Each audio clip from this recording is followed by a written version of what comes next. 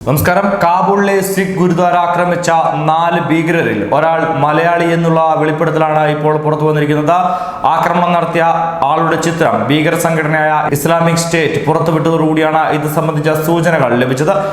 കാബൂളിലെ സിഖ് ഗുരുദ്വാരയിൽ 25 പേരുടെ മരണത്തിന് ഇടയാക്കിയ ആക്രമണത്തിന് നേതൃത്വം നൽകിയത് മലയാളിയാണെന്നാണ് റിപ്പോർട്ടുകളിൽ നിന്ന് വ്യക്തമാകുന്നത്.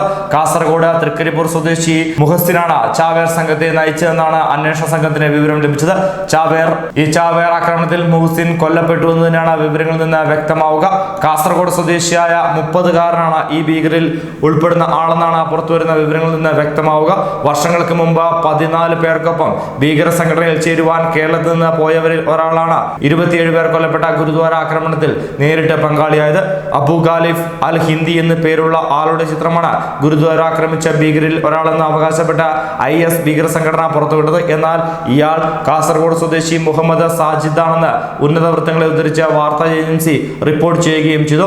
മുഹസിനും സംഘവുമാണ് ആക്രമണം നടത്തിയത് എന്ന വിവരം ലഭിച്ചതിന് പിന്നാലെ മുഹസിന്റെ വീട്ടിലെത്തി കേന്ദ്ര അന്വേഷണ സംഘം കാര്യങ്ങൾ സ്ഥിരീകരിക്കുകയും ചെയ്തു. തൃക്കരിപ്പൂർ സ്വദേശിയായ ഇയാൾ പയ്യന്നൂരിലേക്ക് താമസം മാറിയിരുന്നു. 2017-18 കാലം മുതൽ മുഹസിനെ കാണുവാനില്ലായിരുന്നു.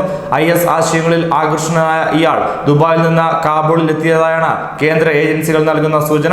IS-ൽ ചേർന്നതിന് ശേഷം മുഹസിന്റെ പേര് അബു ഖാലിഫ് അൽ ഹിന്ദി എന്നാക്കി മാറ്റുകയും ചെയ്തിരുന്നു. IS-ന്റെ ഔദ്യോഗിക മാധ്യമം എന്ന് വിശേഷിപ്പിക്കപ്പെടുന്ന അമേക് ഏജൻസിയാണ് ആക്രമണത്തിന്റെ വിവരങ്ങൾ പുറത്തുവിട്ടത്. അബു ഖാലിഫ് അൽ ഹിന്ദിയുടെ നേതൃത്വത്തിലെ സംഘമാണ് കാബൂളിലെ ഗുരുദ്വാരയ്ക്ക് നേരെ ആക്രമണം നടത്തിയതെന്ന് അവർ വ്യക്തമാക്കുകയും ചെയ്തു. ഇന്ത്യയിൽ മുസ്ലിങ്ങളുടെ നേർക്ക് നടക്കുന്ന അതിക്രമങ്ങൾക്ക് പകരം വീട്ടാനാണ് ഈ ആക്രമണം നടത്തിയെന്നാണ് സന്ദേശത്തിൽ നിന്ന് വ്യക്തമാകുന്നത്. മുഹസിനും സംഘവുമാണ് ആക്രമണം നടത്തിയെന്നാണ് IS ആശയങ്ങൾ പ്രചരിപ്പിക്കുന്ന വാട്സാപ്പ് സന്ദേശങ്ങളിൽ പ്രചരിച്ചു വന്നിരുന്നത്.